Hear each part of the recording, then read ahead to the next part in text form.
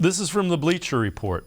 5 NFL coaches on the hot seat for 2023. Number 1, Brandon Staley from the Chargers. Number 2, Kevin Stefanski.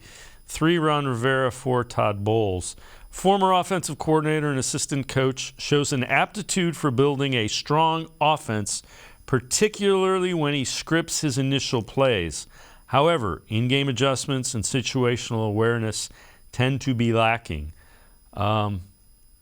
Those are fair criticisms. And I get why they say he's on the hot seat. It's because the roster's pretty good. Yeah, I agree with that assessment. I mean, when the game's scripted, man, it looks easy, but then there's always a failure to pivot when the defense takes something away. So, like I said, that's some of the process they need to work on. But I think the perception of him being on the hot seat is from the outside. I don't think inside those walls it seemed like that at all. Or why would Bill Callahan sign an extension to stay when he could obviously go somewhere else if he just wanted more power? Or would Jim Schwartz come to Cleveland for just a one and done? I don't think so. I think that's all. It's kind of the way it's being perceived, and rightly so. Like you said, there's plenty of talent on this roster. How come they didn't get more out of it this year? So as fans, we want to point to something, and it's easy to say, well, if Stefanski doesn't get it done, he's out. But that doesn't mean that's the way they feel in Berea. Now, if they get off to a 1-5 start, yeah, that could all change. Yeah. That could change for any coach, not named Belichick or Andy Reid. So it's, at that point, it's all about winning.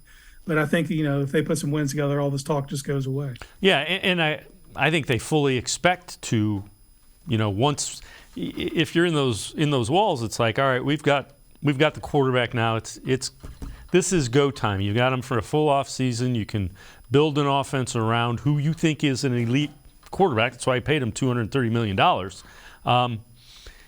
other thing I would say, Zach Taylor was 6-25 his first 2 years.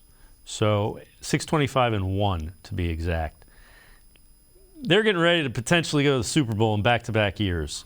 So I'd calm down with making change. But to your point, if the season starts off poorly, it will go south without question.